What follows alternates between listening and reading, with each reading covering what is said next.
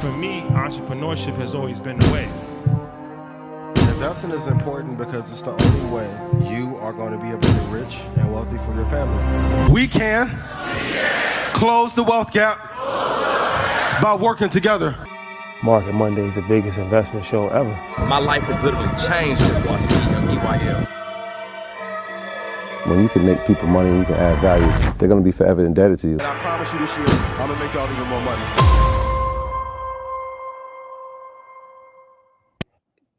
Yeah. Happy Monday, we back. Yeah. I don't know, we got to do the guard one more time, yo. one more time. Mm-hmm. Someone got. I mean, that means you've already done it. For sure. A feat in itself, man. What's going on, beautiful people? How you feeling? The chat is already going. Shout out to everybody in the chat. Shout out to everybody in chat. Red Panda in chat. Let me get some pandas in chat. They already was in there. I seen Yets in chat all in there already. Shout out to them. It is the first day of December, man. Happy December. I told you it'd be here in no time. For sure. It's here. The weather's here. The market is bundled up. Yo, man, shout out to the market, man. It returns favors, it gives favors, it takes back, it shakes out the fakes, it does all those things, man. But we understand how this works, man. So welcome back to Market Mondays. We are live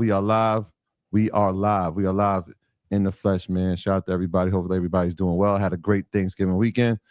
And just when we thought there was no money to go around, we crushed Black Friday. Record spending.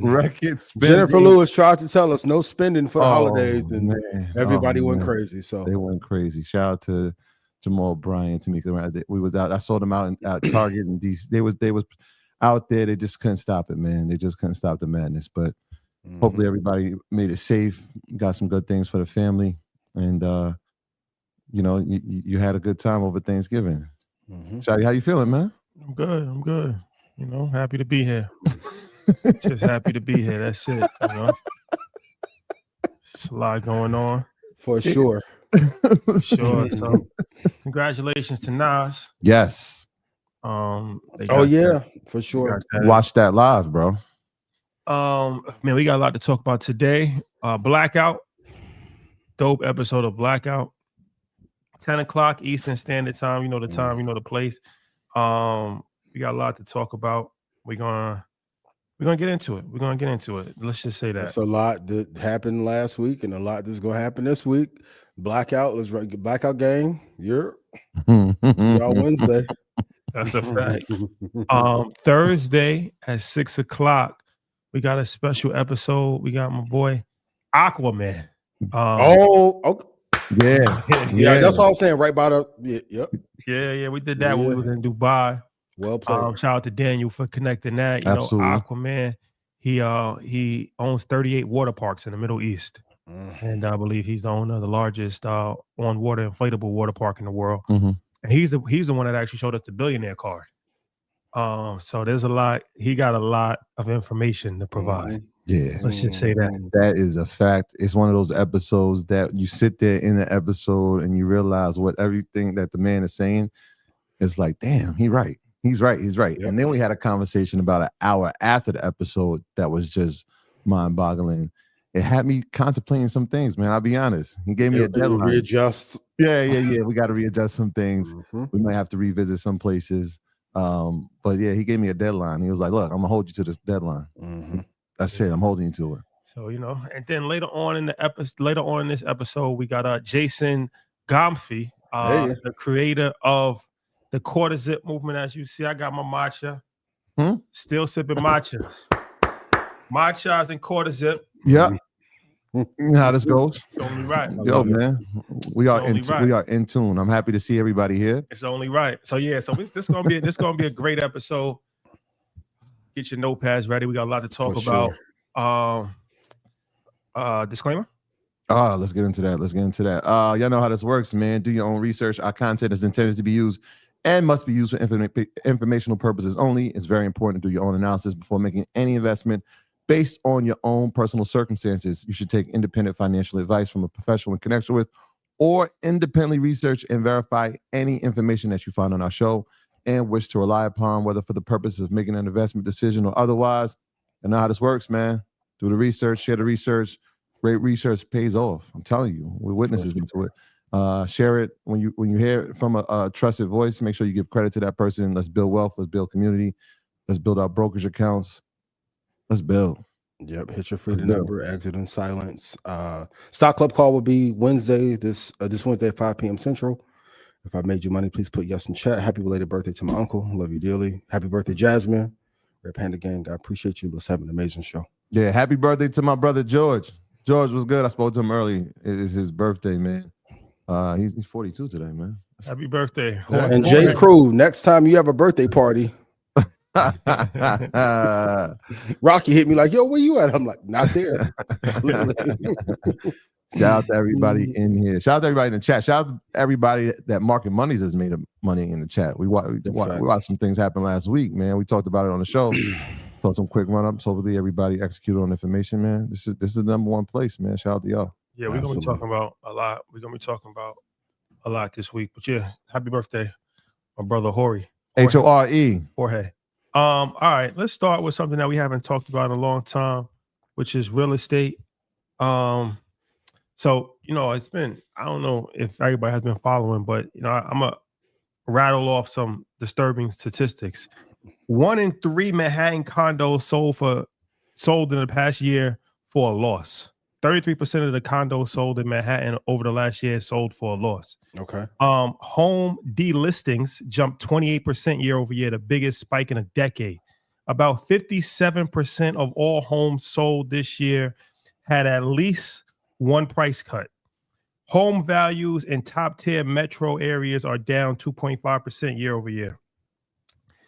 The typical price cut is now 3.7 below asking price. Homes now sit an average of 73 days on the market. That's up 20%. Nearly 70% of active listings are sale 60 plus days unsold. 5.5% of listings were withdrawn in September, highest in at least a decade. Over 2.7% of U.S. homes changed owners this year. Lowest turnover since the 1990s, and U.S. home prices are up only 1.3% year over year, meaning appreciation has stalled. So maybe we can get MG the mortgage guy on here before the end of the year. But that'd be great. Very disturbing. But with that being said, you still love real estate, don't you, Rashad? 100%. 100%. But extremely disturbing stats when it comes to American real estate. Mm-hmm. But what does that say about the times that we're in? There's a readjustment in the market. But even though while there's a readjustment in the market, home prices are only going to continue to go up. I was talking to Ish about this on the way here. And 5 years ago in Houston, you can probably get 5-bedroom, 6-bedroom for $500 to $700,000. Those same properties are now going for 1.2, and the inflation hasn't been as high here as in comparison to Miami and New York. It would be a mistake to wait another 5 or 6 or 7 years to buy something because the value is going to go up. Are we stalling? Yes. Is money slowing down? Yes, but over time, as with any good investment, the value of the property is going to go up. But I also think it speaks to something that the people can't afford to buy a home. I think that was the point I was going to touch on. So that's the affordability of it. That says a lot about the economy, right? As far as I think this says a lot about a variety of different things, bigger than just real estate. Inflation. Well, BlackRock. Let's be very honest. Well, it's inflation. They've caused inflation. They've caused inflation. Inflation. You got inflation. You got staggering wages. For sure. You have staggering levels of net worth. Mm-hmm. Interest rates rose. Interest rates. But that all goes into the fact that people can't afford to buy houses. Mm-hmm. And if they can't afford to buy houses, that's a trickle-down effect on a variety of different things that you should be seeing maybe potentially soon in the economy, because we're still in a K-shaped economy right now. Your Black Friday spending was at all-time highs. But still feel like a large portion of this spending is getting done by the wealthy people, not by the average everyday person. And on credit cards for those who are doing, like, we're record debt levels. They're thinking that's going to go up another 2% before year ends, which is crazy. Yeah, I think when we talk about statistics, they're always laggard. And so by the time we see these things, it'll probably be like mid 26, maybe late 26 when we actually see the actual numbers that this quarter actually did. And that's just how we have to look at it. But yeah, I think the affordability part is one of those things that we have to really take into account. Like for an average person, and we looked at those median incomes that you sent earlier, in the average person to afford a down payment, that takes a lot, right? That takes a lot of savings. When you talk about interest rates rising, can they now, even if they have the down payment, can they commit to having this amount per month to dedicate for a 30-year mortgage and a fixed rate? You know, some people are doing adjustment rates. They're trying to get a 50-year rate mortgage now. So all these things go into account. But the other part of it is that people aren't selling homes. Oh, yeah, for sure. But they're also not selling because they can't afford to buy a new one. But also it speaks to don't leave that point. No, it's a fact. You talk about that for a second. Yeah, I mean, if you sell a home, 9 times out of 10, you're selling it because you want to buy a new home. But now you look at it like, I might as well just add the interest rate. If they got good interest rates, they're like, I'm not going 2019, 2020. Yeah, so imagine the people in the pandemic that were down at 2.75, 2.8, 3.9. Yep. Right. Like, why would I get a new home or refinance at a 7% interest rate? I'll just stay in the 2. Then y'all keep playing this game with nobody coming into the country. Is hurting the American economy, and it's only going to get worse. Even on the high end, it was what they were saying. You know, all of those apartments in Manhattan, those get purchased in cash for the most part, and a lot of it is overseas investors. Now they're like overseas investors. They still come to America, but they're not as enthusiastic. They go to Dubai. Yeah. I just saw a report on that. The amount of billionaires that have taken residency in Dubai and millionaires is outpacing New York, which has always been the hub for capitalism and for wealth. We had Silicon Valley on the West Coast. We had New York here, and now Dubai has become, I don't even want to call it emerging. It has emerged. For sure. It's here. Yeah. Somebody said, why Dubai? No taxes, quality of life through the roof, no crime. No police sirens, no littering, no trash, no poverty. It's just endless business flow. And I know some people say it has no culture, but if you have family there, there's a lot of familiar culture around there. Like, I travel to a lot of cities. Most cities don't have a vibrant family structure or just families getting along. That's there. Thriving business community. That's what America was in the 1950s. I keep saying it over and over again. All right. What about the real estate? What about the trading tip of the week? What's the trading tip of the week? For my futures traders, I want to be very honest and say I want you guys to have less fear and more kahunas. The thing I do love about the options market is that people who just started options trading, they're like 8 contracts. And they're going to hold. Meanwhile, futures traders play it too small. So a target that I love is 33 contracts. Go for 42 ticks on the S&P 500. That's a little bit over 10 points. That should put you like over 17 grand per trade. And if you get 2 or 3 of those in a month, you'll be A-okay. But the lesson for this week, you have to learn when to put on size. You can't play the 1 to 4 contract game forever, because you're going to miss your window of actually making real money that can change your life, that you can then put into the market or buy an amazing property like Rashad did on a discount. You have to have enough cash flow to be able to do so. So 33 contracts is a target I love. Go for 42 ticks. You'll be at 17 and some change per trade. Do that 3 times a month and you'll be okay. But have some balls to trade. Have some kahunas. I'm with you. You do. I'm all about the mitigated risk, but yeah, having 2 contracts go to 1,000% sucks when you could have had like 5, right? It just, but you have to have, you got to have the capital. I just want to add to this because I've been having conversations with people, especially since the last options class, about emotional intelligence. I feel like that's overall the theme that has just been coming back into my conversations is the emotional intelligence. And in life, that's necessary, right? To navigate through the world, to navigate through relationships, to navigate through business, you need to have it. Investing it's also needed, right? So like when we have volatility like we did 2 weeks ago, like how are you reacting to that? Like how do you feel when you see your account go down? right, it draws down because the entire stock market went down. Are you moving? Right? Are you budging? Are you selling? Like a lot of people some people, I shouldn't say a lot. Some people will sell. Some people will say, oh, we've been here before. Some people, this is their first time. And they're like, hey, there's no way to start my investing journey. Right. But this is why we always talk about long term. This is always why we talk about buy time, because when you buy time, you're buying into it, the volatility of the market. You can't control that. We had this conversation the other day. I'm like, yo, we made an investment. I'm like, look, we got time. We got some time on our hands. Yeah, The time market's on down, your but side. this is a strong company. We got to really believe in the company, believe in the research. It's like, have emotional discipline, but when you do your research, have conviction in it. Trust what you did. Trust what you did. And even if, right, there's a drawdown or it hits that threshold, remember you had your plan, right? If it was 20%, 30%, 40%, I know some people 50%. All right. Well, Get out and get back in.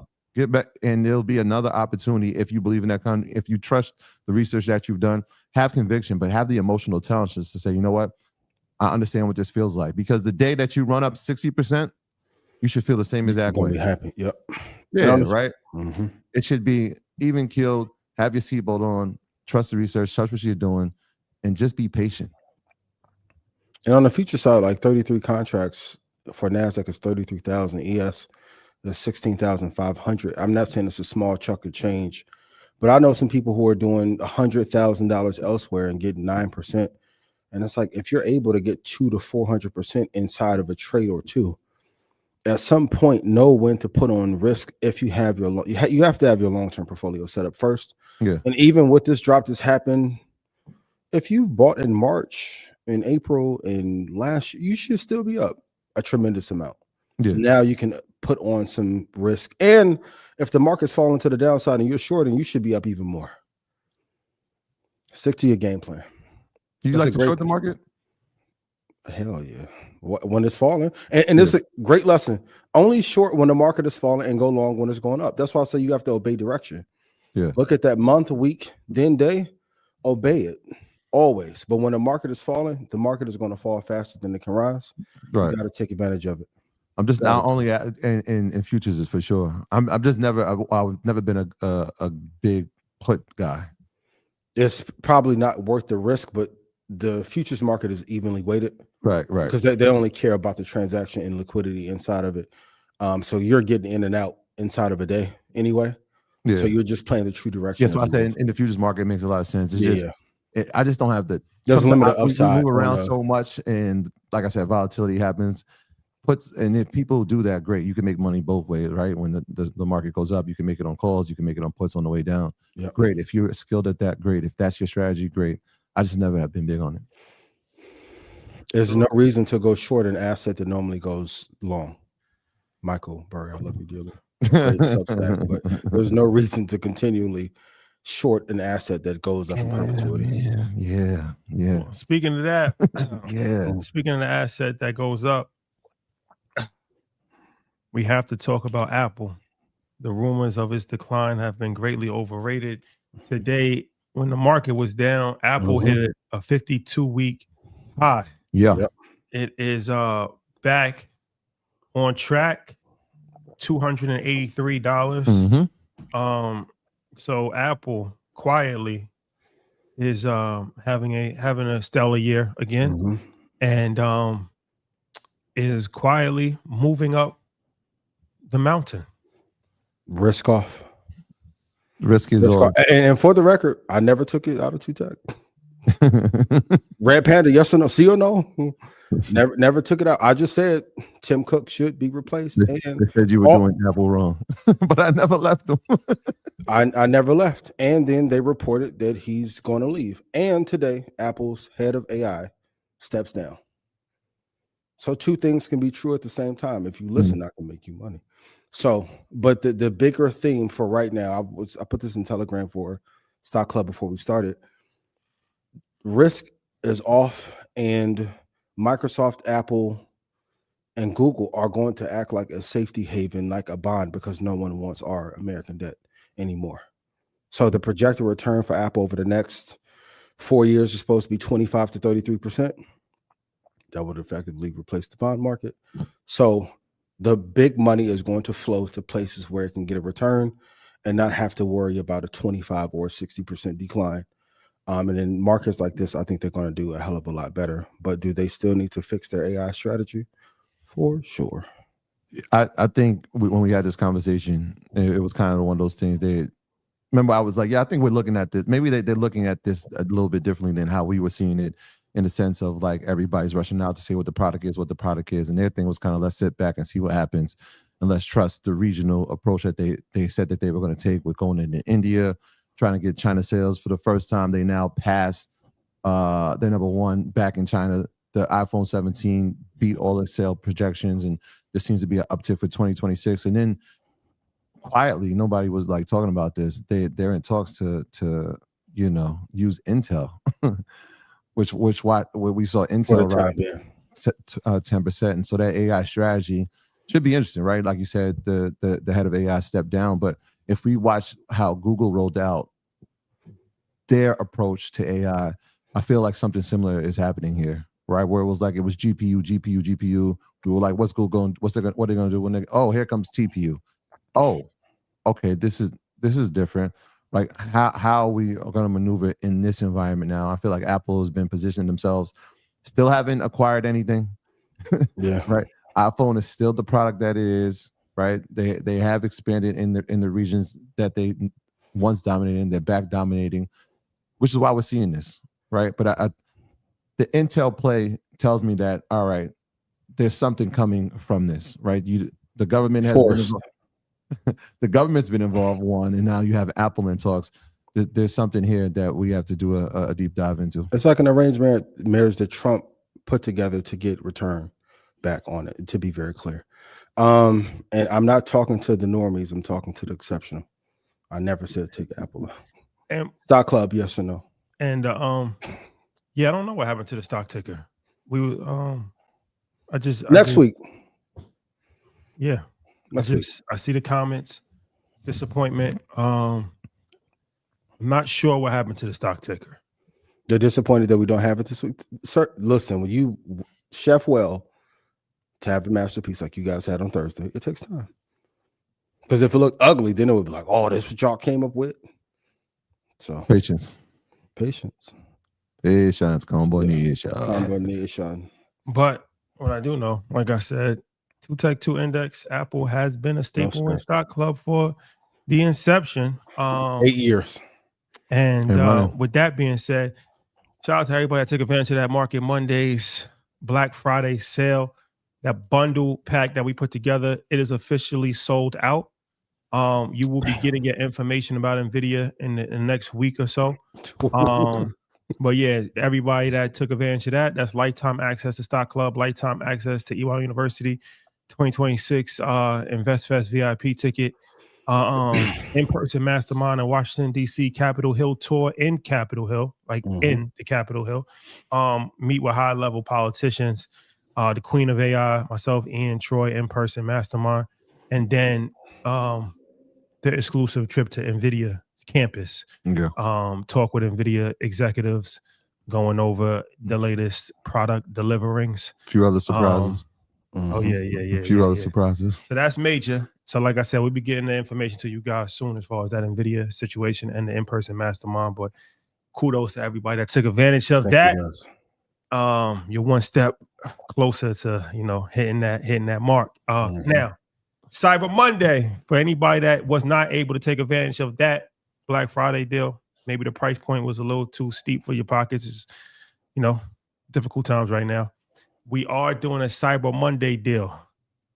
5-year access to EY University, 5-year access to Stock Club, 50% off of the price that was the Black Friday deal. So the Black Friday was for a certain demographic of people.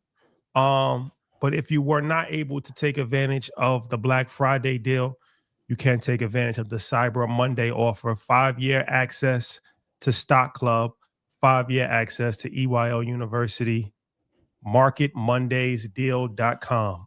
Market Mondays with an S, marketmondaysdeal.com. 48 hours only. This will end by blackout on Wednesday. 48 hours only. First come, first serve. Stock Club, you get the prices You get For the weekly sure. calls, you get the targets. EY University, amongst other things, you get Troy's options class where he actually goes over his portfolio, talks about different trades. We got the app, we got the community, we got the real estate home buyers blueprint, volume 1, volume 2, monthly financial planning calls, regional groups, a lot going on. Let's just say that. MarketMondaysDeal.com if you want to take advantage of it. 48 hours only. Stock Club, EY University, bundled together. Yes. And All for right. those of you asking, I'm not individually doing nothing now or Christmas or Rosh Hashanah. So no. No. This is matcha. We're not excluding anyone. This is matcha, ladies and gentlemen. So It'll all make sense and a soon. Kwanzaa deal, nothing. Nah. We covered all bases. Let's get it. Let's talk about Elon Musk. He was asked recently, if like what stocks he's into, and he was like, he doesn't really invest in stocks too much. I mean, it would make sense. Right? I love this answer. The richest person in the world. He was like, he just focused on building his companies. Then when his companies become public, then he owns a lot of stocks in that company, which is Tesla, which will soon be SpaceX, which will soon be, a variety of different companies that he has involvement with. But he said if he did, if he were looking at the landscape and he were to pick two stocks, he said it would be Google. My baby. He said Google's done a tremendous job as far as where they're going to be in the AI race. And then he said Nvidia is inevitable. Like you can't get around Nvidia. That's just like a no-brainer. Yep. So he spoke about Google and he spoke about Nvidia as far as like if he was to actually be in the stock world, those would be the two companies that he would have confidence in investing in. What are your thoughts on that? It's the other side of wealth building that people don't talk about publicly, but I love that we have the show so we can. If you can build something that goes up 150,000% of return or 700,000%, it's better to put all of your tangible time into building an asset. There are certain people who are asset drivers and GDP drivers, regardless of political dispersion. He is one of them. So if I can build a SpaceX, Starlink, I think is the darling of the portfolio, probably best company there. Tesla, we already know, story tradition at PayPal Mafia. If I can build things that go up 15,000x, it's much better to build the thing and then get the value. If you can't do that, then you have to invest in, because I always say, if you're an entrepreneur, are you better than Tim Cook, Elon Musk? Now we got to throw Sam Altman, even though he's having some issues, right? Are you better than the top 10 CEOs? He's better than a lot of the top 10. Therefore, he should focus on wealth building by building a company. And even if you're not, you have to build a business in combination. Now, I've been telling this to podcasters. We'll talk about it Wednesday. A lot of streamers and podcasters are going out of business. A lot of rappers too. They wouldn't have, though. I've told 200 people the strategy, 4 executed. You have to invest in the media companies that you're uploading and using your services through. Most don't do it. And there's a tale of two media broadcasters, one that does and one that doesn't. There's too much saturation in some of these markets. So people are going out of business, but you have to build a business and then invest. It's the only blueprint. It's the only blueprint. And I love the honesty of the answer, because one of the things that most wealth builders don't tell you is how they build that rocket ship, no pun intended, to generate wealth for themselves, regardless of what the market is doing. Yeah. I always tell people, listen, you got to study the movements, follow the money. Study the movements, follow the money. Yep. Last week when I talked about Jensen and him sitting down and having this conversation, to his right was Elon Musk. No surprise when Elon asked him what two companies are going to be prominent. It's going to be those two. We obviously know what NVIDIA is going to mean to the economy. Well, we already know what it means now. We already know. Yep. We can see where it's headed. We can see that Google has made an imprint here. But when you listen to Sundar speak, the CEO of Google, said something very interesting last week. And he was talking about power, right? XAI uses the GPUs. They're thinking about maybe they'll partner to use TPUs from Google. But that wasn't the thing that really caught my attention. It was, they weren't talking about data centers here on Earth. They're talking about putting data centers in space. Elon or Sundar? Sundar. Yeah. And so now when I'm listening to Google and I'm thinking to myself, they're going to do data centers in space because they can use the solar power. I'm like, oh man, this is different. Well, I'm thinking like, well, how will they get space exploration? That's not really a division that they've really focusing on. And then I'm starting to hear Partnership. right? You start putting these tea leaves together, right? Who has mastered space exploration? Who has that division? Who has a company?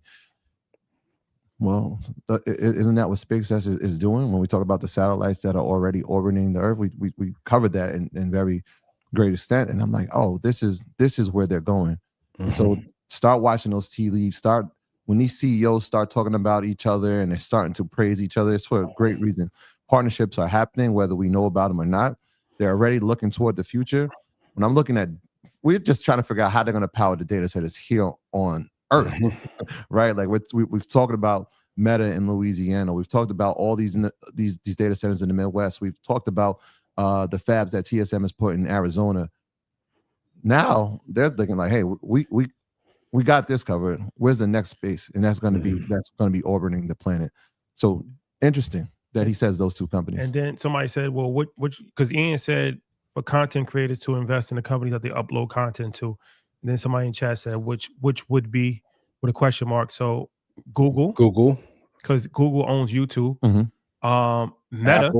Meta, because Meta owns Instagram and Facebook. Yes, and Apple created the iPod. It literally created podcasting from the term iPod. Yeah. Sometimes it's just hidden in plain sight. Yeah. Invest in those three. I mean, they're solid.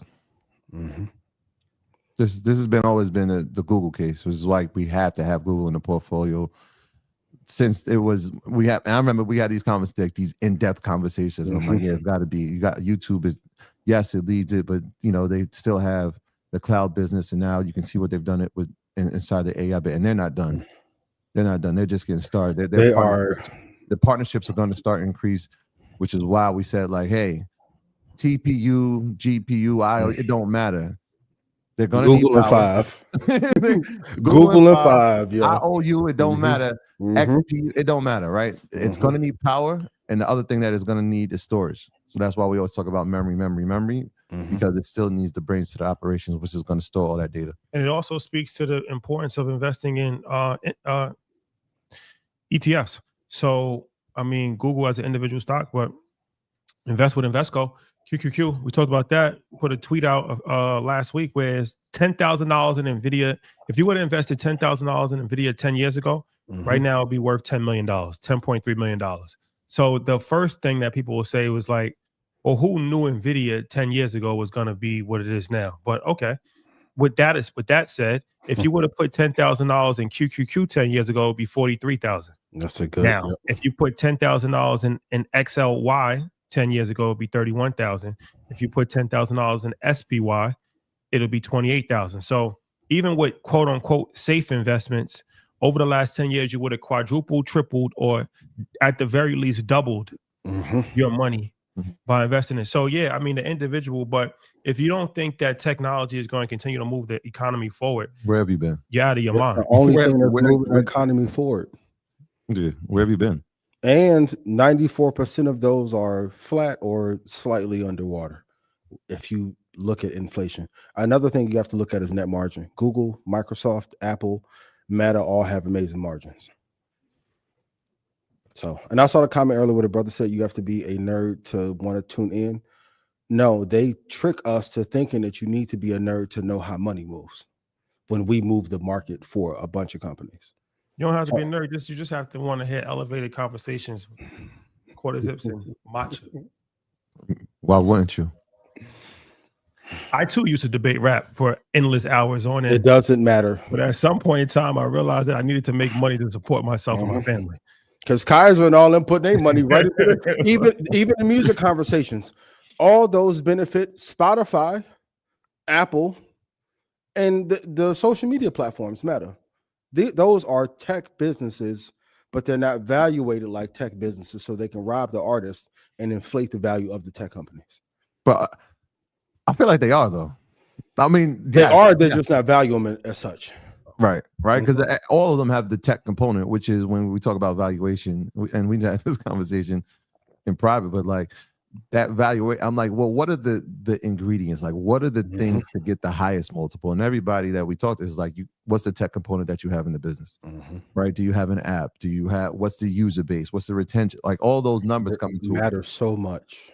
And we just think like, hey, we're going to use the app. We're going to listen to music. No, average watch time. You think Future doesn't have a longer watch time than 15th best AI company? Well, I would debate that. But they value it as a certain thing. Same thing with the classification of stocks. Everyone doesn't get tech classification. Some go into communications, some go in consumer discretionary because it lowers what the valuation could be. Yeah, that's what you said. When we think Google, we're thinking, oh, that's a tech stock, right? But if you look at Spider's Fund, it's not inside of XLK. Yep. Amazon's not inside of XLK. It's crazy. Right? Like Meta's not inside of there. Okay, let's talk about Bitcoin. Bitcoin been on a roller coaster ride of sorts over the last couple of weeks.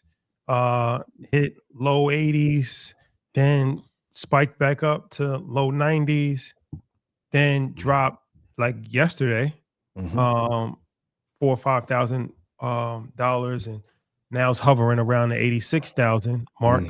So, we talked about Bitcoin a few different times on this show, as far as what could potentially happen, what history would say is going to happen if it follows what it has done historically. So Bitcoin right now, we're in a interesting space right now where it could potentially, close the year very strong, or we could see a fall. And it looks like that 80,000 is a hard line that it hasn't really crossed over too hard, but we could potentially fall back into the 70s, and then after that, who knows, free fall. So where do we stand with the current situation when it comes to Bitcoin? If you're a long-term believer in it, you have to love it at this level and even lower. I'm going to reserve our Bitcoin prices after last week. What price did I tell y'all last week? But from going forward, I'm going to reserve our price for Red Panda Stock Club to take care of the people who joined last week and who will join this week. But if you think that if you think that the American banking system is not going to improve, that fiat is not going to improve, that the debt to GDP ratio is not going to improve, then you have to love Bitcoin at these prices. I don't know how you can love them at 100, but then hate it at 86 currently, and if it possibly gets down to 74,000 and some change. You have to love it. I think everyone is thinking too short-sighted about right now and what to do for the next week, and they're not looking to think what's going to happen over the next 3 months or the next 2 years for where the price could be. So, this is that emotional intelligence piece that I was speaking about earlier. It's like, what do you think about NVIDIA right now that it's 180? I'm like, I like it there, right? What do you think about if it's at 160? I love it there. Well, it's falling. Well, I still love the company because I understand the thesis for it. It's like when you believe in it and you have conviction, it's like, yes, it's going to places that you haven't seen or you didn't get the ability to invest in, right? So when we saw that 121, you thought it was too high. When it got down to 110, you thought it was too high, right? But it's falling down. When it got to 100, you're like, well, if this thing falls any lower, I might invest. Then it goes to 82 and you think to yourself, damn, it might still go lower. I'm not going to do this. If you believe in Bitcoin and you're going to hold it for the long term, you should invest. I will say, though, when 27 comes, though, accumulation season. Well, then there's always a thing of dollar costing. So if you believe in it, you should invest, but not necessarily every single thing that you have in your name. No. But you can always, even if you anticipate it going lower at some point, you hedge. You hedge your investment. You put some money in now, and then maybe, okay, when it gets in the 70 range, you put some more money in.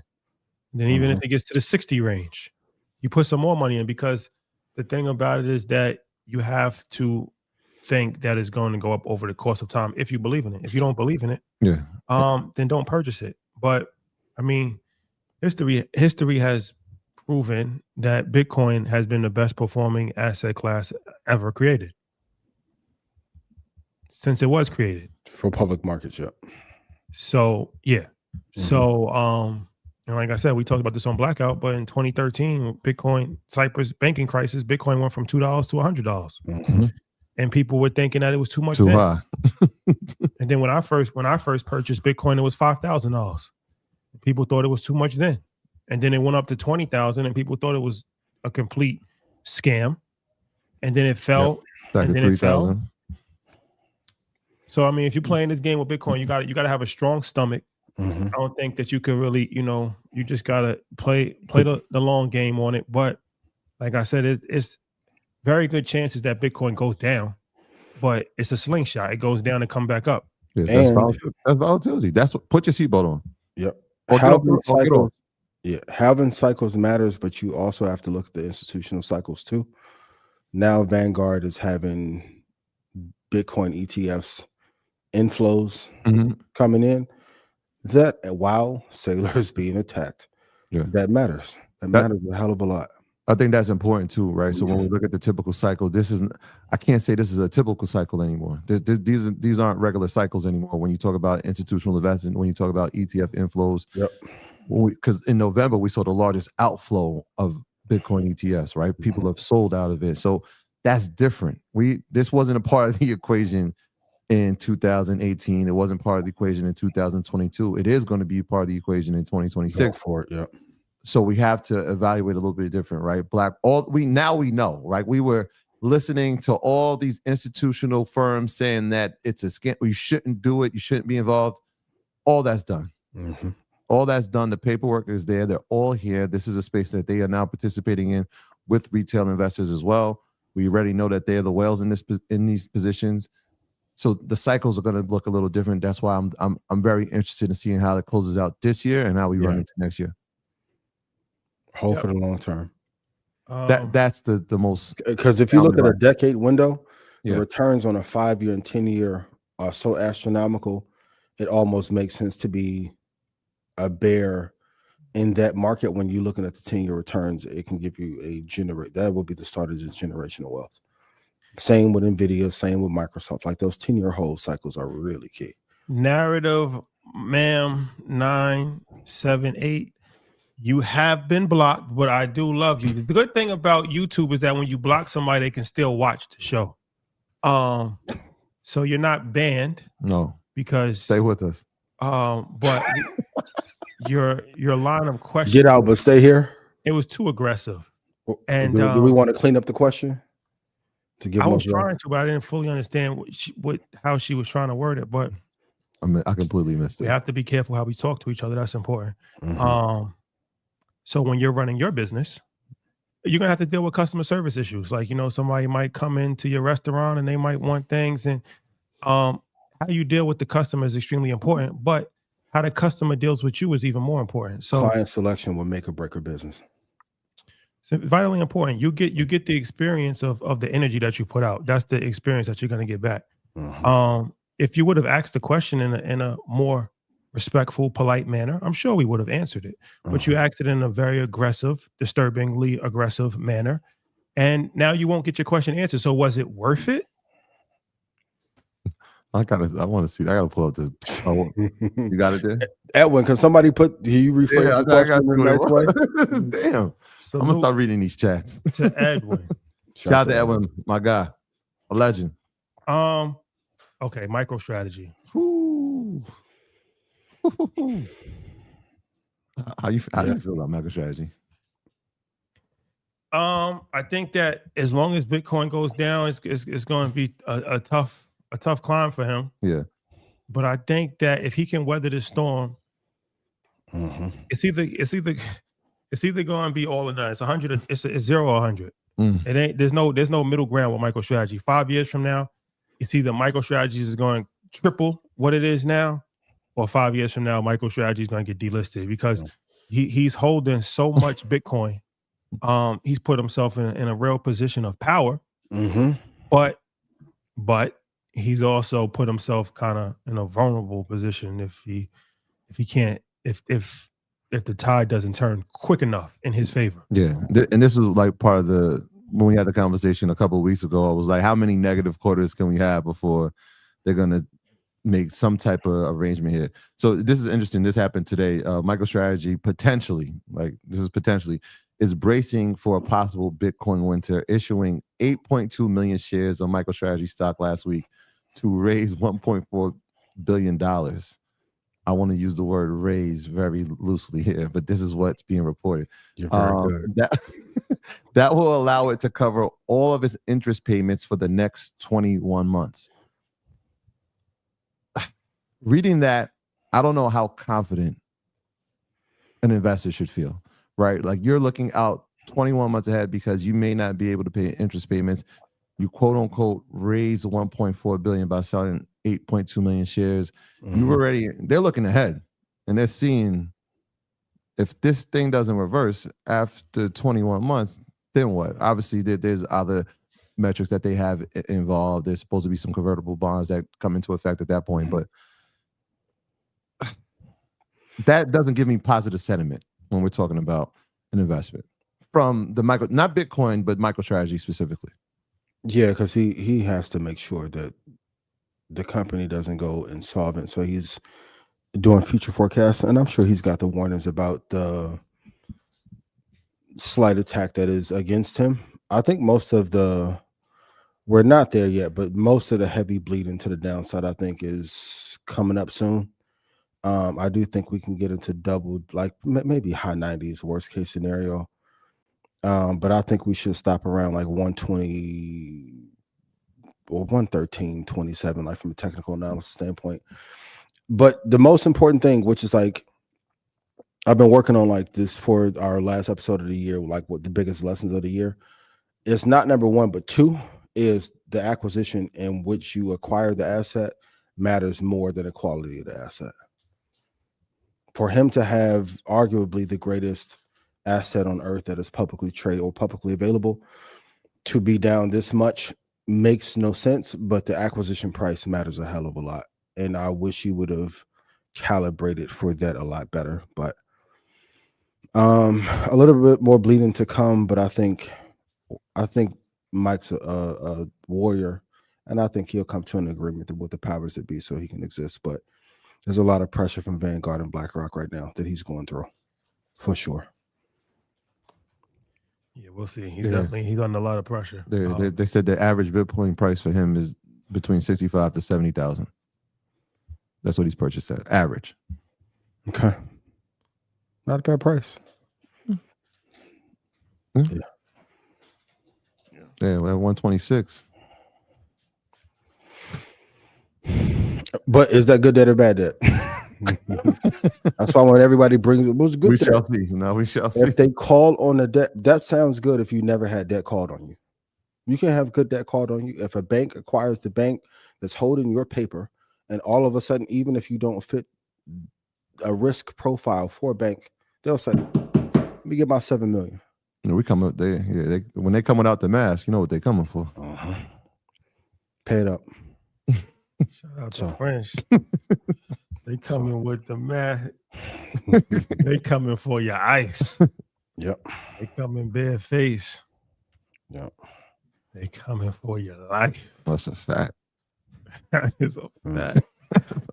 Because Grayscale went through a similar, I'm not going to say attack, but they were ahead of the curve and it didn't move as much as it should have as a result. And then once again, happened with Jack, happened with Kathy. Grayscale has come down considerably, not as much as MicroStrategy, but it was at a high 99.12. It's at 66.92. That's a nice drop. So I would be calling Vanguard every day. Hey, you take pole position. I'm fine. Do the AMD. I'm fine being number 2. Call Trump. I'm fine being number 2. What do you say about okay, let's talk about Cloudflare, because that's a conversation that somebody in chat had. They said, how come we haven't talked about Cloudflare? We actually have a Cloudflare story. Can we tell the story? Didn't tell it. I was so this is in Davos. We're having these conversations and you never know who you're talking to. So at the time I was talking to a man who owned a town right outside of Denver, and he was asking us like, have we been in the area? And you know, he had this private community that had a landing strip that went through. It was a whole thing. And then out of nowhere, Shotty like starts calling me from across the room. I'm like, hold on. He's like, no, come here now. Come here now. I'm like, hold on, bro. He's like, now. No, when he get that tone. Yeah, so I'm like, all right. I'm sorry, y'all. My boy's calling me. I'll be right back. I walk over to this guy. He's like, yo, you're not gonna believe this. So you want to? I've set it up for you to tell this part. Yeah. Cloudflare CEO. CEO. The Cloudflare CEO. This was 3 years ago. 3 years ago. Oh man, it was pretty crazy story. We live a life. But, yeah, he offered us a ride back to Utah. I think it was Sundance. Sundance. Like, you guys ever been to Sundance Film Festival? We were like, nah. He's like, we're gonna leave like tonight to go. Like tonight? He's like, yeah. I'm like, well, now we fly out in 2 days. He's like, don't worry about it. I got my jet. We're gonna fly back to Utah tonight. I'm like, wait, huh? And I looked and I'm like, yo, should we get on this jet? We did not get. We did not get on the jet. If you're wondering, we didn't get on the jet. We did not get on the jet. You meet somebody within 10 minutes and they offer you to be on a private jet for 15 hours. I don't know, man. Risk mitigation. I feel you, brother. Be safe and sorry. But what I did do after that was I went to research his company and I was like, oh, this is a solid company. So when we're talking about security, and this is the thing about it, right? You don't know what Cloudflare is until you're on the internet, and then they ask that security question like, are you a human? And then you got to start picking out which one is a sidewalk, which one is a pet. And then you realize that that's Cloudflare. So imagine how many times you've been through that process, not realize what the company is that's doing it, but it's given that level of security, that almost that two-step authenticator. Yeah, that's what they do. We talked about it in December. The thing about it, the reason why I'm gonna let you finish, but we talked about. So to say that we talked about Cloudflare, and will.i.am was there. Yep. that's the hold up. Yeah. Interesting party to say the least. will.i.am. This is in December. So in the same year, we went to Davos. So the same year, I was like, I'm going to invest in this. And this is when Cloudflare was like at $79. This is like maybe November, December of 23. Somebody in the Market Money's archives can find it. I started talking about this company, Cloudflare. I'm like, yo, I'm watching the security. We had talked about CrowdStrike. We talked about Zscaler. We were talking about all these companies. I'm like, yo, there's one here that has some potential. Obviously, Cloudflare has run amok since. Yeah. He's watching us. Jason? Yeah. Jay, I see you in the studio, Jay. Yeah. We ready for tonight. We ready for tonight. But it has run amok. It has run so far. I had some option calls on it, obviously, of cash out on those. I haven't been able to get back into the actual stock yet because it has had an incredible run. But that also goes back to sometimes in life, you got to be at the right place at the right time, because being in Davos at that time and being at this party with will.i.am and a few other interesting people, and then shout out to Dre, having a conversation with a gentleman, I didn't know who he was, and then him inviting us on a private jet within 10 minutes of meeting him, made me say, man, this got to be something going on here. And that company was Cloudflare, and lo and behold, it went through the roof. So yeah, I think we did talk about Cloudflare, but once again, 100%. You got to put yourself in the right place. So that goes back to that deal that we did, man. Once again, shout out to everybody take advantage of that. You will be in NVIDIA. I don't think that. I don't think that we should just brush over that, man. That's something that's historic, to my knowledge, has never been done before. Because you can't get access to that. Sometimes when you make history, so much. Like when you throw the biggest event in the world, and you got a New York Times bestseller, and you got 3 shows in the top 100, and you do Madison Square Garden, you get 25,000 people. Sometimes things kind of get devalued with success, but I don't think that people fully appreciate this NVIDIA thing. It's never been done before. No. Really, this would be like walking through Apple 10 years ago. If you really think about it, employees, if you really think about it, and then the Capitol Hill tour. Like I didn't know. I knew about Marjorie Green, how she made the $25 million. I didn't know about Omar, allegedly. What? I ain't know about Omar. They said she's up 25 million in 4 years.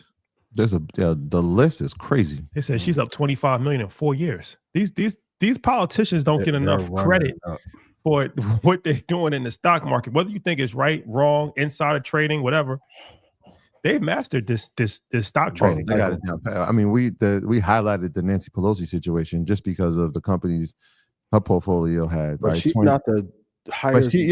That's what I'm saying. It was all this hoopla around her. But the thing is that the companies that she had in the portfolio, I think 25% of it was NVIDIA. Yep. At the time when people weren't talking about Broadcom, that was 20% of her portfolio. She had Palantir at like 15%. I'm like, damn, she ain't missing at all. She ain't missing, but she's not the only one. The numbers is crazy. The numbers is cray. Yeah. I said, inside trading doesn't take skill. That is the skill. That is the skill. Positioning yourself in the situation to get the information that's a vitally important skill. And there are a lot of companies that go there that promise to be the next thing, and they don't pay. Go to Hedge Follow. You can see who's investing where and what meetings they had. Everyone doesn't return at that clip. No, so even going through all the companies who go see them to know which ones to pick, that is a skill. And also Pelosi's husband is a hedge fund manager. You don't say. No, and so here's the crazy part. After we and I'll just tie this in because this will make perfect sense. That was at a party one night. The next day we went to an event we were speaking at, and we had stopped in this, I guess, this kind of makeshift like build out. And the company we were standing in was Palantir. This is like 3 years ago when Palantir was like $11. And I sat there and listened to their presentation, and I walked away. And I remember Dre was talking to me. He was like, yo, this company here is going to change the world. Like they're going to change the world. Listen to what they're saying that they're about to do.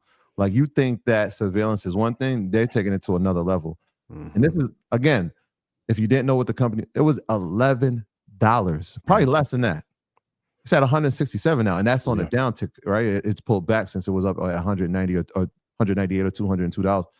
This is like, and we're telling you years in advance about Andrew and perplex, like just follow the money and take advantage of opportunities. Like a lot of times, you may not know what a company does, but if they're at some of these trade shows or if you're going to these tech summits, look at the companies that are there. There's a reason. Look at the companies who are sponsoring. There's a reason they're sponsoring. You got to take advantage of all those things. You got to be aware of your surroundings. Yeah, take advantage of the information when it's there for you. So once again, shout out to everybody. Take advantage of the Market Mondays Black Friday sale that has sold out, but we are doing a Cyber Monday. 5-year access to Stock Club, 5-year access to EY University, 50% off of the price that the previous deal was for. 48 hours only. Go to Market Mondays with an S, marketmondaysdeal.com. Access to Stock Club, access to EY University for serious investors and traders only. Can I get you some breaking news real quick? Let's do it. Let's do it. What you got? Federal Reserve pumped $13.5 billion into U.S. banking systems through overnight repos, the second largest liquidity injection since COVID. Invest or die. Invest or die. Invest or die. I'm telling you, there's a tale of two economies. Yeah. There are those who are investing into the markets and those who continue to believe the lie that if you just do enough and work hard enough, you're going to be okay. Yeah, they don't want you to be okay. Yeah. Hey, stay away from they. Be careful of they. For sure. But we have our guests. Can we bring our guest on? Before we bring our guest on, can we show the video to kind of get the audience some context? Some full context. Fashion movement is sweeping social media, and it's all about trading sweatshirts for a certain kind of sweater. It started with one viral TikTok video that now has more than 23 million views. Eyewitness News reporter Lauren Glassberg introduces us to the young mind behind the quarter zip lifestyle. To some, it is just a sweater, but to others, the quarter zip pullover is a movement. Thanks to Jason Gyamfi of the Bronx. And another thing, I'm a quarter zip dude now. Jason graduated from Allegheny College with a degree in computer science, and when he started interviewing for jobs, he knew it was time to upgrade his look. When you look good, you feel good, you do good. He posted about his job-seeking attire to his already strong following of thousands, and suddenly the quarter zip was a thing. Life like this sure is sweet, huh? People are stopping Jason on the street. We can't go anywhere anymore. Like, we stepped outside. There was a kid with his dad stopped us mid-video. We was shooting content, stopped us mid-video to say, oh, that's the courtesan guy, that's the courtesan guy. It's true, Jason and his look are everywhere. I like that you guys look right. And it isn't just young men who are ditching the Nike tech and hoodies. So are teens and tweens like my 12-year-old.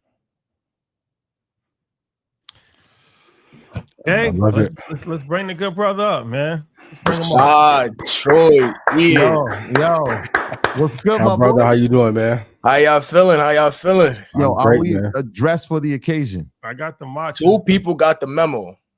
I've been busy. Ian, Hefe been busy. Real Ian, New York shit. Hefe been busy. 2 people got the memo. Yo, what part of the Bronx, bro? Me, I don't want to disclose that on live, but I live near around Yankee Stadium. All right, bet. Shout out to the Bronx. Shout out to the Bronx. Shout out to the Bronx. I know why you don't want to disclose that live. Yeah, exactly. You know what I'm saying? Hello. Yeah. Real New York. All right. So yeah, we got the memo. We did get the memo, my brother. But first and foremost, how you feeling, man? Well, I'm feeling great, man. Truthfully, whether it's in regards to me waking up, of course, feel good about that. In regards to the courtesan movement, in regards to being on your platform and your leisure, I just feel good, man. Truthfully, proud of you. So I wanna ask, how did this start, man? Because it's relevant to business. Because obviously, we talk about attire and how people address you and how you feel about yourself, self-esteem. So this is a relevant conversation when it comes to business. But when did you get this idea in your head that you just going to start a whole? Because it is actually a movement. When did you get this idea and what made it come about? Got you. So I purchased my first quarter zip in December, right? I'm very transparent about this. I was doing interviews and I wanted to put on something that didn't feel like too much, like I'm overdressing for the occasion of an interview, but at the same time, I still look sharp. I still look put together, right? And with the quarter zip, if you watch the first video that I made, I was talking about how I hit the gym, makes my body look good. That being said, it was something I had to add to the wardrobe. In regards to the video going up back in November 3rd, right? It's crazy even thinking about it. It's about to be a month. Wow. In regards to the video going up, if you see the second video, the most popular video, me and my boy Rich, we was on the phone previously and we were both talking about how the quarter zip, it just really does look good on you. And I was in the process of interviewing for jobs. And when I was interviewing, once again, let me put on something that's just it's sharp. It's not too much. I could just put it on, not do too much, and I still look good. So I was posting content previously, right? This is not my first go around with content. I was posting content previously. I've gone viral before, and I built my platform on just being relatable, talking about my faith in Jesus Christ, and also just spreading knowledge about my fitness journey, right? That being said, people knew my content is always satire, there's a little bit of humor to it, there's a little sarcasm, just that New York swag kind of thing, right? Sure. That being said, I made the post. I'm like, yo, listen, I was like, I'm a quarter zip dude now. Simple. I don't do the sweatsuits no more. It's just quarter zips, right? And I said, even in the video, I'm feeling a little performative. Might even do a matcha because, a lot of people are performative nowadays. And it was just kind of playing at that. But when I seen yo, I really got something. Because once again, as a content creator, once you got something, you got to go with it. From there, I linked my boy, made the video, and the rest was history. So what's this moment been like for you, man? This is beyond viral, bro. I'm watching matcha sales go up. For sure. My son has a quarter zip. He was like, Dad, you got to get the quarter zip. I'm like, oh, yeah? You know what? It was crazy. I had a Nike Tech on when he asked me. Really? I'm like, yo, I'm like, okay, this is going right. So what's this moment been like for you, man? You said when you walk out on the street, people stopping you. How has this month been for you and the team? Truthfully, it's been moving fast, right? But the beautiful thing about this is that when it comes to my content, I built my platform to a point where I'm ready for the moment. People always talk about when the moment comes, you got to be ready. I built my resume so people see the versatility in my content. Yes, quarter zips is putting me on the map, but at the end of this, people gonna know me as Jason Gyamfi, not the quarter zip dude. You see what I'm saying? And my guys are in the video. Whoever is the people I've been working with, when it comes to that, they're gonna be known for their own thing as well. But quarter zips is putting us on the map. That being said, in regards to how I'm feeling, it's a great feeling. Truthfully, sometimes it get overwhelming, but I said this before, I say it again. I just lean on Jesus because he's the reason I'm here, truthfully. But it's just a beautiful feeling because I've always been influential like my whole life. I've always been a naturally born leader, but to see it on the internet in real time, I'm seeing rappers do it. I'm seeing sports teams do it. You said your son is doing like that's beautiful to see. And it's also something so positive because it's spreading a bigger message than just put on a quarter zip and your life is going to change. No, it's teach you how to dress for the occasion and things that we could talk about later on the line once we get further in this interview. But yeah. Same, my son, when I told him you were going to be on today, he was like, what? He never get excited. He's like, for real? I was like, bro, you got to go. He called me before we started. Is he on yet? Because he wanted to talk to you. I'll send him a personalized message after this. Just let me know. I'll send it to you. I appreciate that. No problem. Talk to us about how you plan to monetize this amazing movement and what companies are you looking to partner with that are taking advantage of the movement that you created? Okay. So I'm a big believer in like, I don't like to say things until it happens, right? I talk about it on my page all the time. So when it comes to brands in particular, obviously I want to do like clothing brands, food, like restaurants, QSRs, things like that to make the movement go farther. And of course, like monetize it as much as possible because this is something big at the end of the day, right?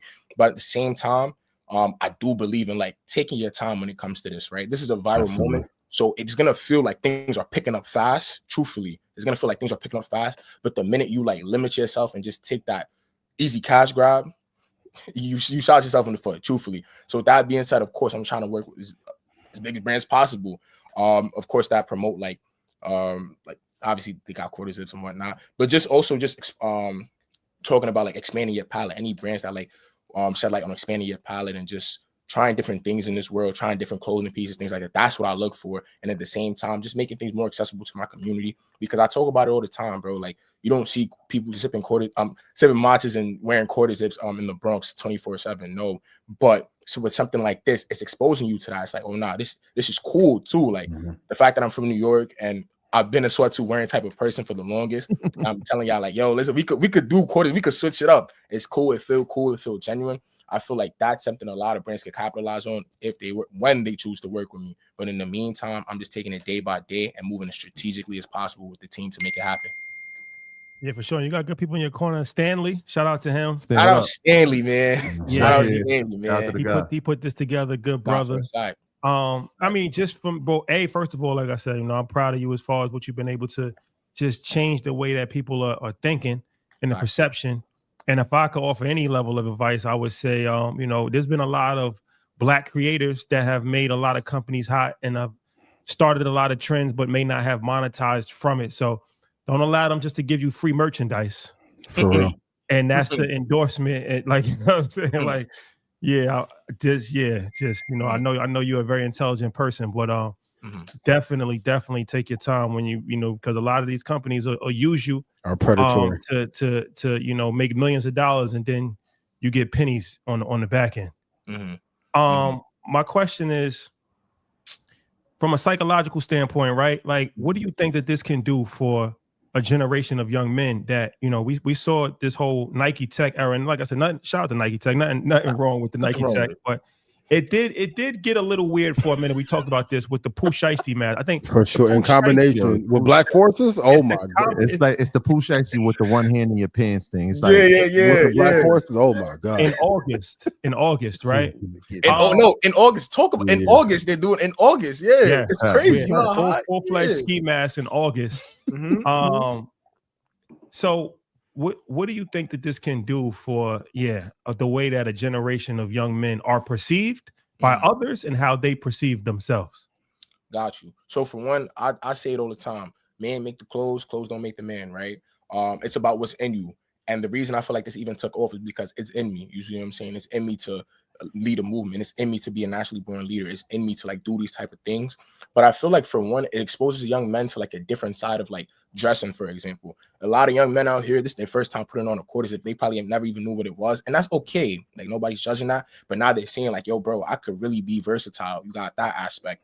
You got the aspect of like, now you know what to put on when it comes to certain events, like what to put on for an interview. Because you'd be surprised. A lot of people don't know what to wear for like certain types of interviews, certain types of occasions. So it's good that they know like, okay, this is something I can put on for an interview. I can go to church in this, whatever it is. So there's that aspect, right? And there's also the aspect of like, I guess the performative aspect, like it's something that's getting people a lot of views, a lot of likes. It's just doing a lot of positive for people in this world. And I feel like in the long run, it's gonna let young men know, like, yo, bro, you can change it up whenever you want to. It's about being different, staying in your own lane. I talk about prioritizing things like higher education, things that are not glamorized in society. Like people don't tell you in society, like what's going on, like, oh, yo, bro, go to school and get a job. People don't tell you that. For me, it's glamorized to just take the entrepreneur route, which is nothing wrong with it. But what I'm shedding light on is like, yo, bro, if you want to stay in your own lane, like I did, I just graduated from college. You see what I'm saying? And like I stayed in my own Congrats, lane. man. Thank you, man. Appreciate that. I'm wearing my own clothes, like whatever I like. And look at what's created for me. I'm gonna earn your leisure. You see what I'm saying? So at the end of the day, that's what I'm trying to promote. Just like staying in your own lane, whether it's through a quarters of when everybody else is wearing sweats, whatever it is. Prioritizing your education, things like that, that's going to get you far. And I feel like that's the mindset that a lot of people are going to pick up after this. Like, it's cool to just do your own thing at the end of the day. Yeah, I'm with you, man. When I was teaching in the Bronx, I actually would coach basketball. And one of the things is I had the kids wear shirts and ties. That's beautiful. Until I realized that they didn't know how to tie a tie. So I had to actually teach the kids how to tie ties. And my thing was like, I heard Deion Sanders say, he was like, if you feel good, right? If you look good, you feel good. If you feel good, you play good. And I try to get that mantra into their mindsets so that they would have that. When they went out in the community, it was recognized like, oh, that kid is doing something. It was like he didn't go to Spelman and he didn't go to Cardinal Hayes. He was actually a kid that was a public school kid that was playing ball. I wonder now, you said that you graduated, you were going to interviews. What's that process been like you since this moment, right? Like, are you still in the interview process? What are you actually studying now that you've graduated? So I graduated not too long ago in May, right? I was a computer science major. That being said, obviously I'm looking for that tech role, but in the same breath, I say this, right? I always feel like if you do what you called to do, you can go farther than if you just doing like what you did your degree for. That being said, me being the first person in my family to ever go to college and graduate, I took the route of like taking a major that pays the most money, obviously, because bro, I'm going to college. I'm not going to sit here and play with my time and degree. No. Immediate return on investment, right? But in the same breath, like I know that something like this, bro, influencing, that could take me even farther aside from the money, just like leaving actual impact and things like that. So when it comes to that, it's like I'm just taking my time with all of this. When it comes to the interview process and stuff, obviously, you know, still interview, like you can never shut down the door, you see what I'm saying? But in the same breath, the way social media is going, like I feel like it can take me very farther than like computer science will. And if it doesn't, let's say tomorrow the trend dies and they like, yo, we don't do quarters no more, we're going back to old. I made so many beautiful connections. I'll be fine regardless, because once again, I prioritize that education aspect, and that's what I'm trying to promote. Like you can do what you want to do, but also make sure you're on top of your stuff. You got your education right, and you chase your dreams at the same time. I love it, Jay. I love it. We talked about this last week on Blackout, but I want to get your thoughts. What do you say to the people who say the movement is anti-Black or it's erasing our culture? Can you give us a little bit of feedback and pushback on how we've always dressed at an elevated level with it? Really 90s through now. Before then, everyone was dressing well. Can you give me some feedback on what you think when people say that? I got you. So for one, I have to understand that as an influencer, like even if I don't push out a certain rhetoric on my own, if I'm an influencer, right, I have to be conscious of who I'm influencing. I feel like a lot of this comes from the fact that some content creators, they have their own type of style content that people are not aware of, right? And with that being said, once they put on a quarter zip, it gets associated with, oh, that's the quarter zip movement and this is anti-Black. No, I don't view the trend as the movement as anti-Black, nor did I ever intend it to be that way. But I do understand like how there can be some undertones. But what people fail to understand from me is that some of my content is satire. A lot of people understood that, right? That it's satire, so I get that aspect. But for people that don't, this is my first introduction to like a lot of people in the world. I'm a Ghanaian American man from the Bronx, born and raised. You see what I'm saying?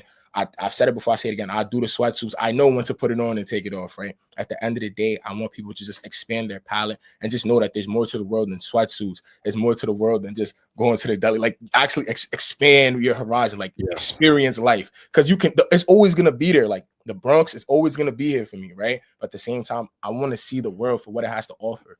And I want to do things that it's not in the status quo for me or people like me to do. So that's what I'm trying to explain to the world. Like, bro, you can literally do whatever it is. Like the world is truly your oyster. So when it comes to the anti-Black rhetoric, that was never my intent, nor do I support that at the end of the day. I feel like some things are like over-conceptualized, but at the same time, I do understand that it's important to understand these aspects. But at the end of the day, bro, I still love sweatsuits. And how old are you? 21. 21. So yeah, you're doing a great job. No matter how somebody feels about it, because some people be like, I've been wearing quarter zips. I feel like you gotta support somebody that's 21 years old, that's brave enough to go against the tide, and is really, you're helping a lot of people, because you're changing, once again, you're changing the mindset, the trajectory. Everybody doesn't have to wear quarter zip, but why would you not support something that is positive at the end of the day? So you're 21 years old. Yeah. You have a tech degree. You're still looking to be employed in the tech world?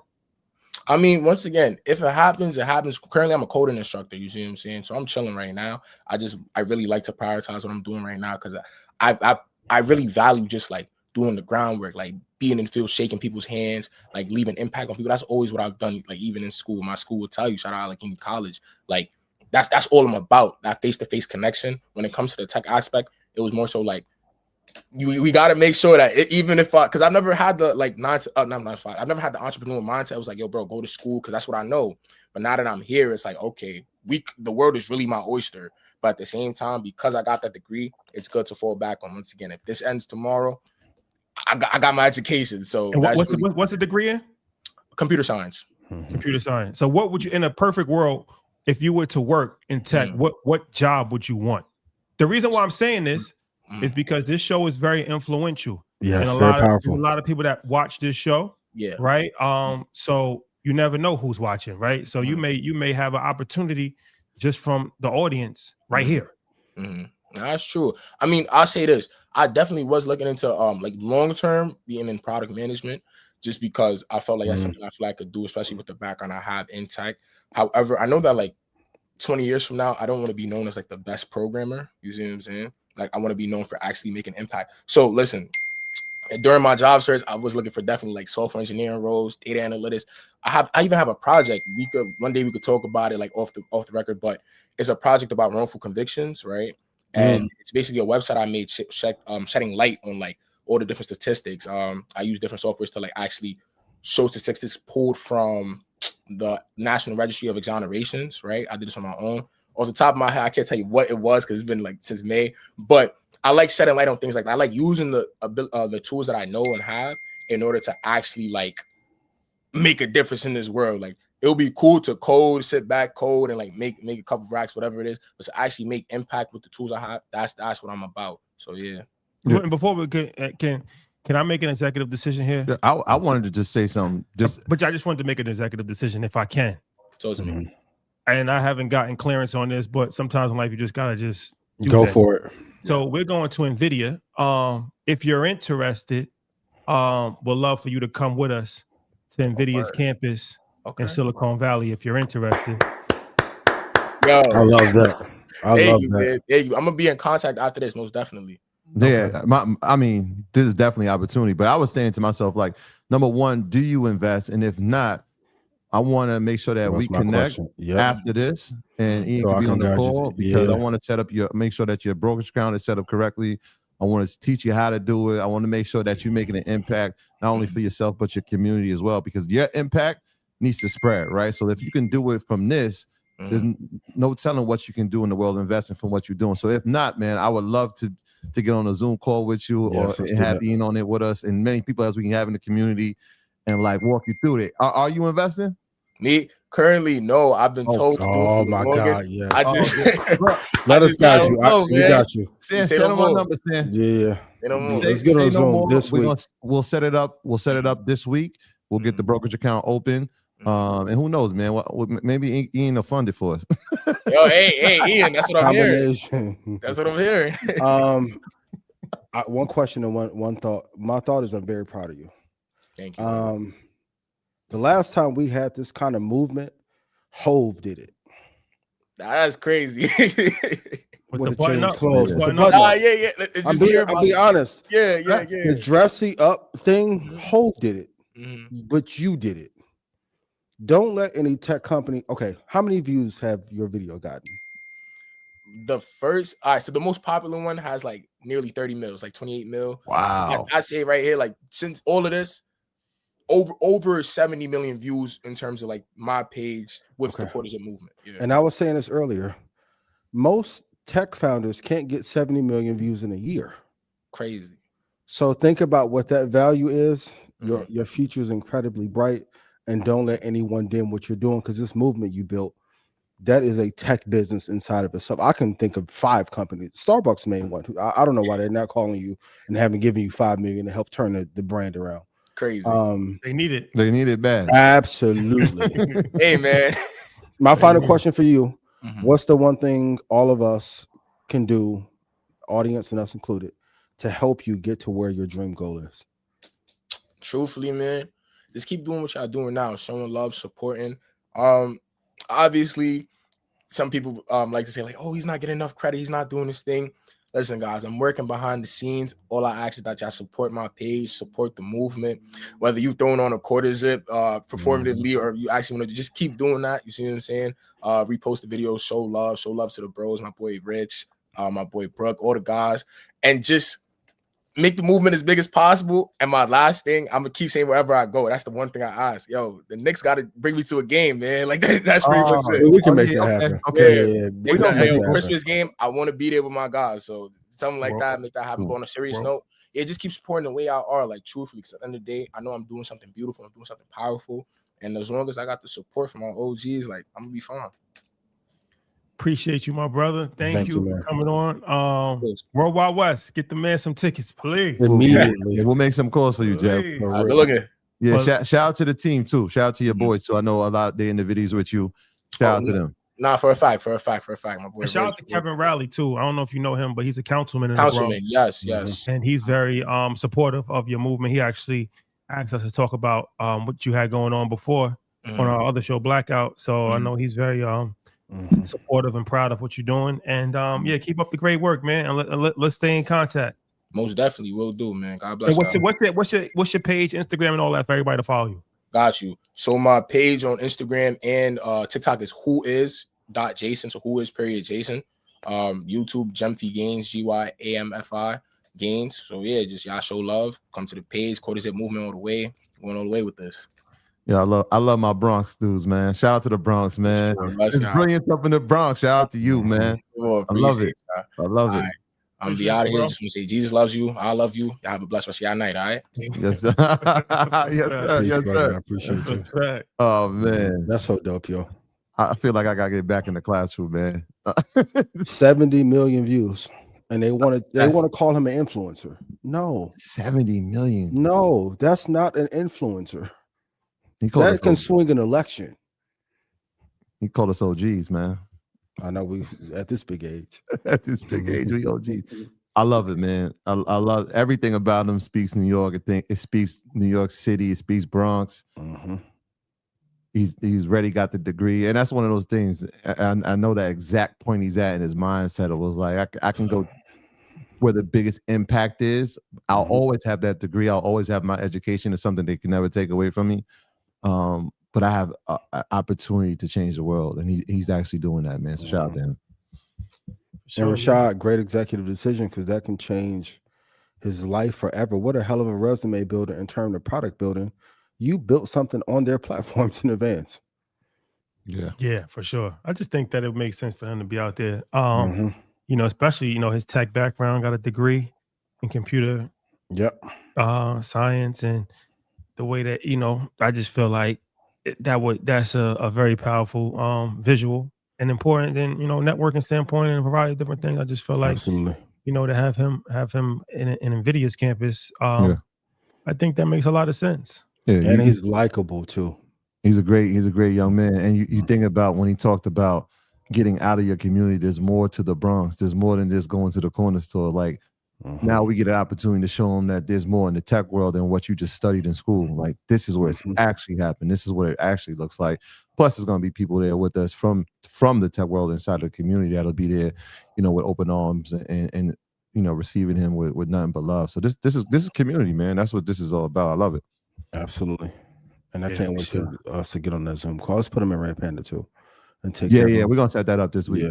And I may not be able to fund his account, maybe, but if you want your account funded and you want to be able to have a chance to win $50,000, go to the link in my bio and join the Red Panda trading tournament. Starts next Monday. You have to be in the first round in order to qualify for the second round. So go to Instagram, the link in my bio. Trading begins Monday through Friday, and then the top 25 of that round will get a chance to battle for 50 grand, sponsored by me and Ninja Trader. I love you. $50,000 trading tournament, free to enter. Yep. Make sure you take no advantage cost, of no that. upsell. There's no backlink for nothing. That's So a fact. And then somebody else said, they said, was like, yo, you drinking matcha? You never drunk matcha before. Yeah, you're right. But this is vitally important, because your stubbornness is stopping you from getting rich. Supporting people is a major cheat code to life.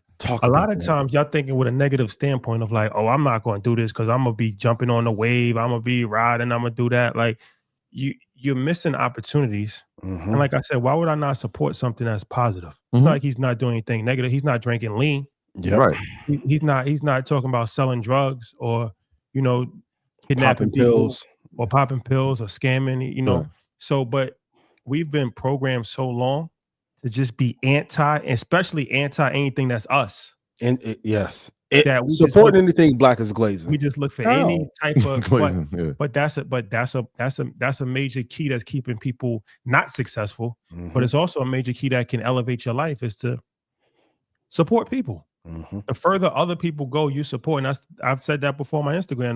The more money you make your partners, that's going to revert back to you, and even people that you don't know, right? Like you have to gravitate towards things that's positive, because that's going to dictate the frequency that you're on. Absolutely. And there's no money in the negative. Yeah. Unless it looks popular online. Go ahead. Unless you're doing Netflix documentaries. Who knows how much money he got paid though? I don't care. Shout out to 5, but no, I don't care. Yeah. Who knows? No. Having said that, invest in Netflix. Great stock to invest in.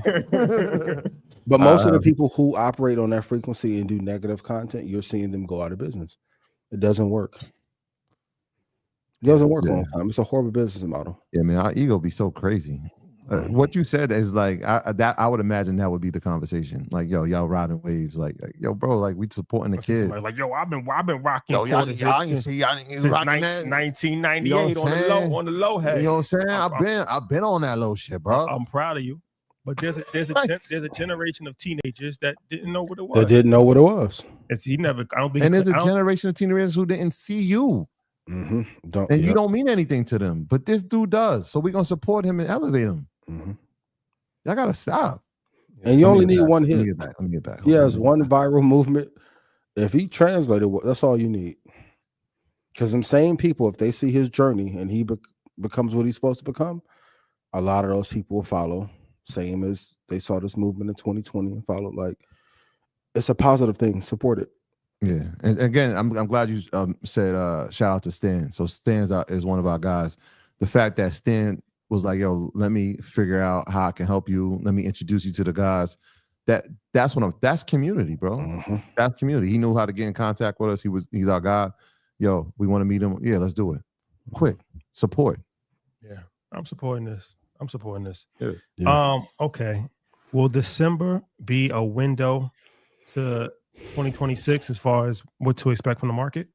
Yes. 2026 will be slightly tumultuous. You still have to invest. I think the first quarter would be great. The summers will be rough. Once again, if you're holding for 5 years, it does not matter. It does not matter. 27, we could hit a little iceberg and then have a recession if they allow it to be reported. Trump may just say, fuck, we ain't reporting no numbers. Who knows?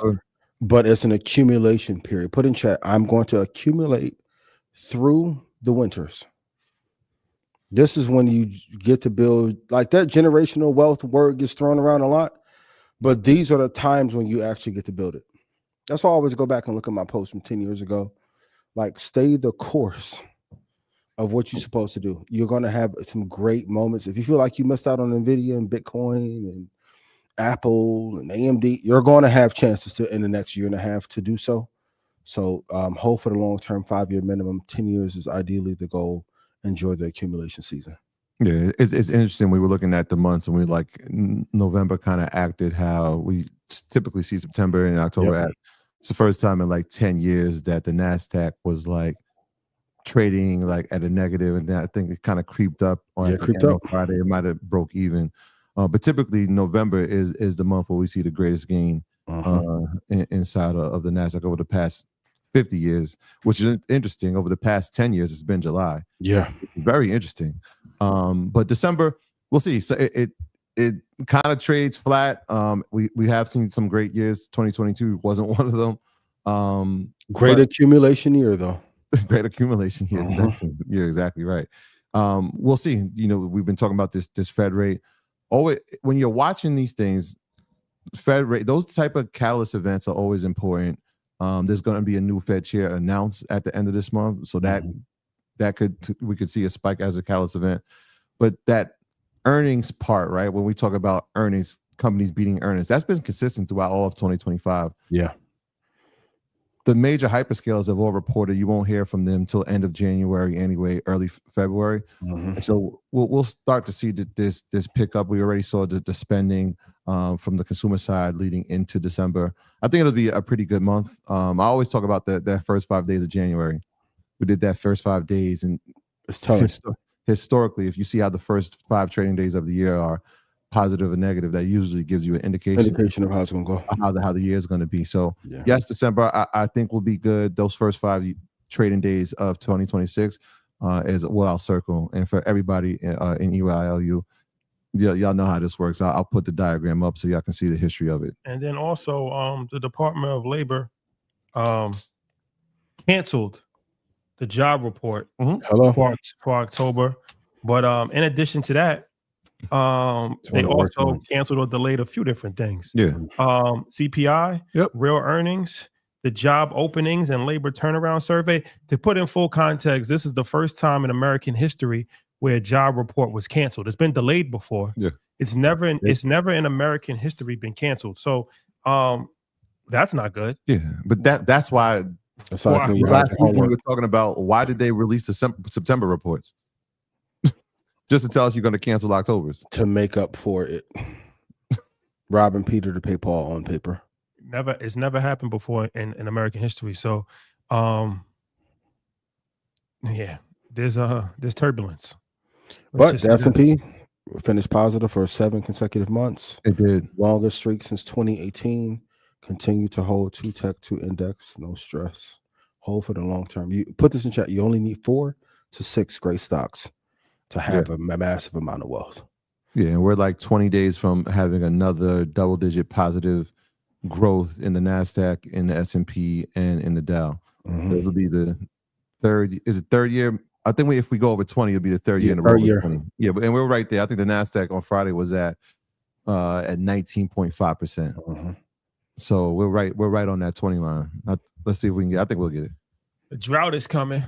Thank you. Let's talk like it's just us. You're getting 20% return per year to offset them 2 years. That's going to be really fucked up. I don't clip that up. Clip that up. They're fronting the money in advance to let you know, hey, 26 and 27 are going to be a little bit rockier. Back end of 26? Yep, back end. Yep. Yeah. So that's one of those things, and I was trying to figure out, like, well, if people are new to the space, like, what are the things? What are the signs that they should look for? We're getting to that point, right? Listen, I think when you cancel a job report for the first time in American history. Well, that's this year. That's a sign. But that's a sign. That's this year. Not good. It's fucked up. Yeah, that's this Pardon year. my language. Yeah.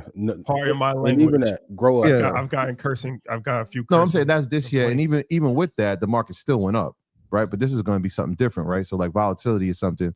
We could say something like the VIX, right? Like the VIX, when it gets to 30, 35, we're nowhere in danger zone. You know what I'm saying? Past 30. Even past 30, we're going to have like what MicroStrategy is going through. Certain companies are going to go through the same thing where it's not a 15% drop in a day, or the most dangerous declines are the ones that are gradual 2 and 3% per day. 1,000 little cuts. Like that's what we went through in 2022. I was just gonna say that. It was just gradual declines, and there was no market makers to want it because all the asymmetric risks went away. We're entering the same kind of field. But like Rashad said, when you start lying about the numbers and then not only lie, now you're not reporting the numbers.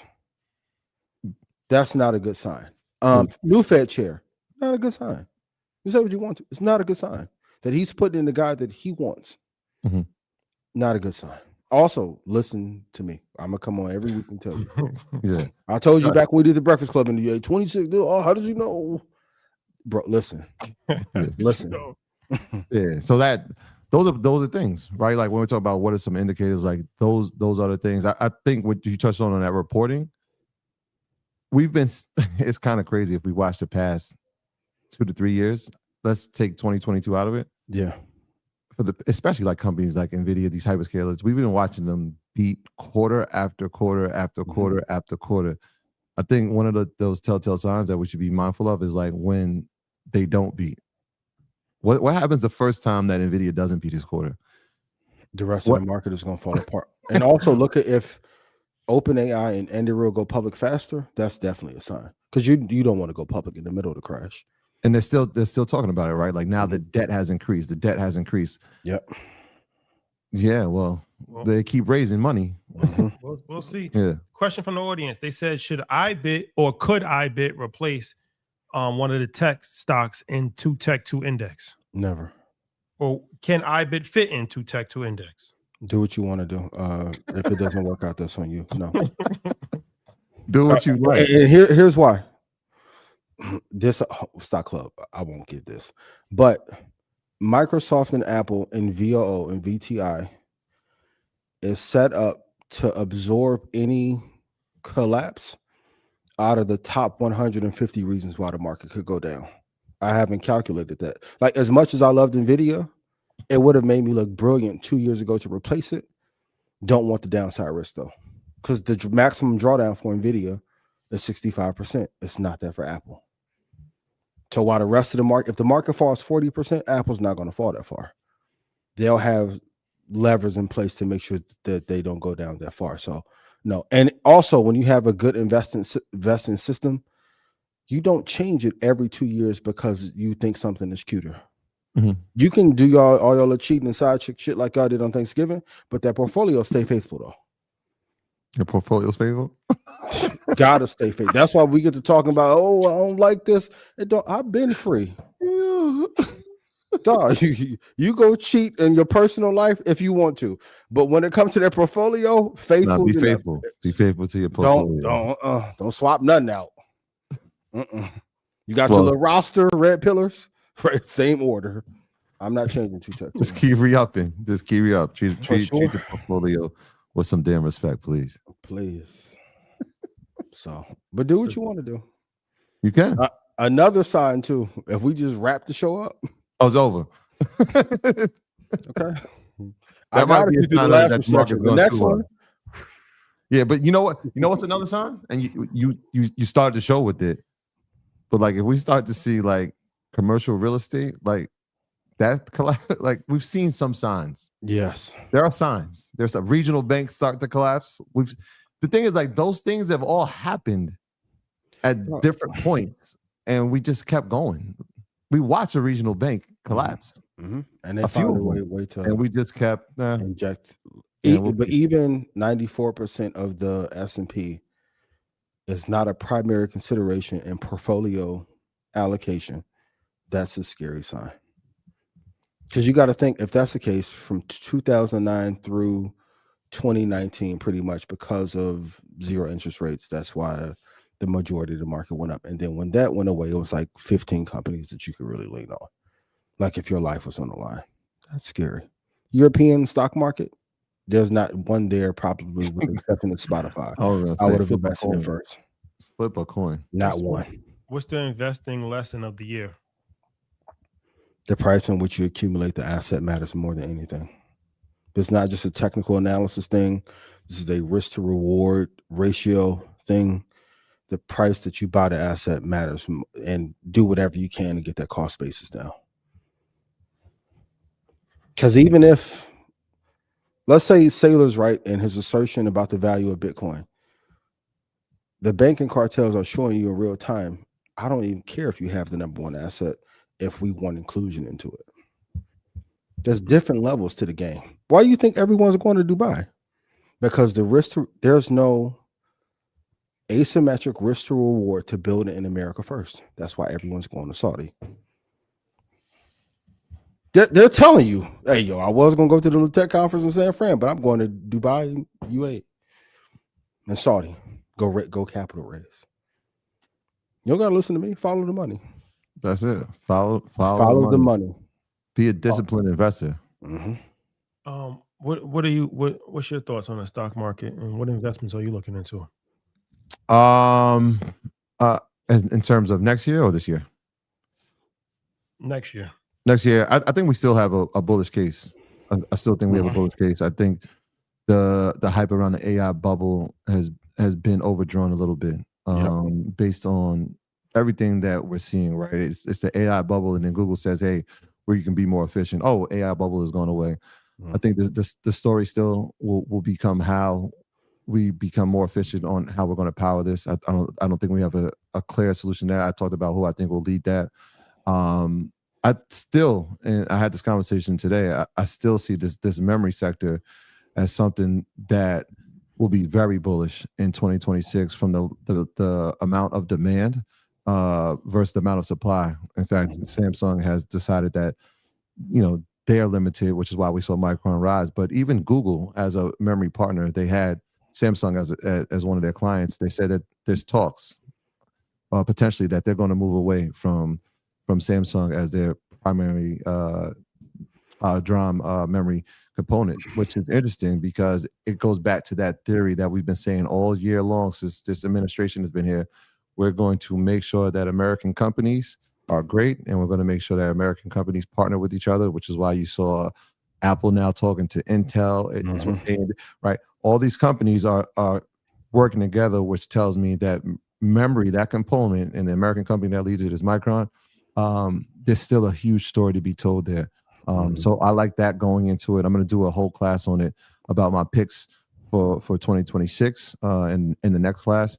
And we're going to review our picks for 2025. I still have, TSM, NVIDIA, ASML has performed well as well. We had Vistra, Vertiv, all these companies, they're all double-digit percentages. Some of them have gone up by, 200%. Celestica was in that mix.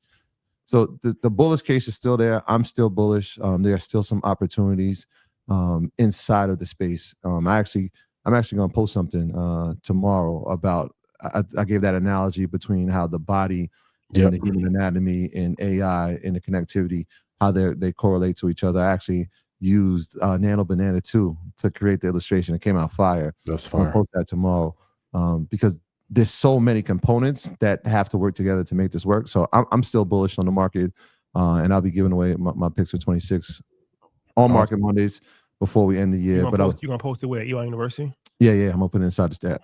So talk about that. What you do in EY University? Yeah, man. So EY University, obviously, we teach an options class, and a lot of people have made tons of money from some of the information, whether they're going long calls like I am, or they're going with the information and taking shorter term calls on it.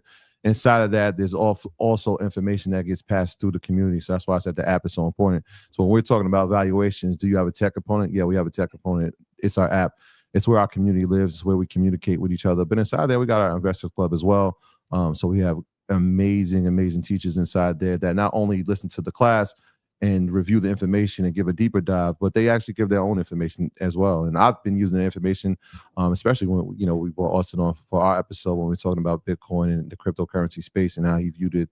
We've used that information to apply and add to our portfolios as well. So that's happening on a daily basis. The options classes happen on a monthly basis, and inside there, it's like a 2-hour class where I'm like telling you, right? I say that if this is the public school, the EYL University piece is like the private school, where it's like, here is what we're looking at. Here's why we're looking at it. That's how I kind of look at it.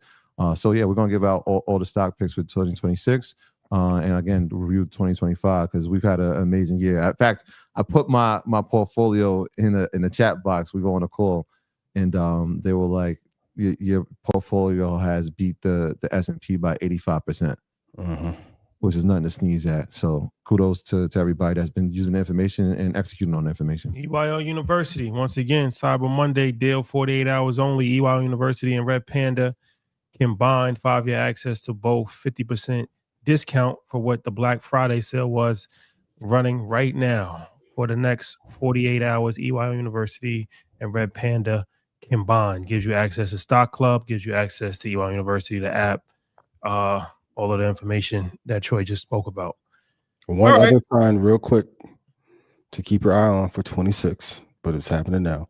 Japan's 10-year government bond yield has hit 1.84%, the highest since April of 2008. I know everybody 3 years ago kept telling me BRICS doesn't matter, but no one wants our debt. And now all that Japanese yen carry trade ish is over.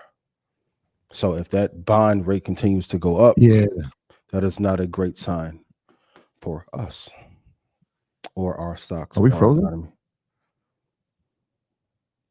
Yo, that's crazy. That was my homework today. It's crazy that you put that in the notes. I had seen that posted, so I did the research on that. And obviously, I was just pulling back the layers. So Japan is a top buyer of U.S. Treasuries. So the higher their yields means less demand for U.S. bonds, higher U.S. yields, and heavier pressure on tech valuations, which is not the greatest sign if we're talking about companies that we invest in, and we're talking about growth companies, specifically when we talk about tech. This is interesting. It said it's the most important macro development of 2025 because it shows the world has fully transformed from a zero rate era to a genuine long-term higher for longer global interest rate environment, which is kind of what our Fed chair was saying. Like, yeah, we're not going back to zero. We'll kind of stay in this area for a longer time than we expected. And the third biggest buyer of our debt, which is China, we're at war with. So if they stop buying, the C in BRICS is for China, the others will follow suit. What would that mean for our economy? Yeah, not good. What do I know? Not good. Not good.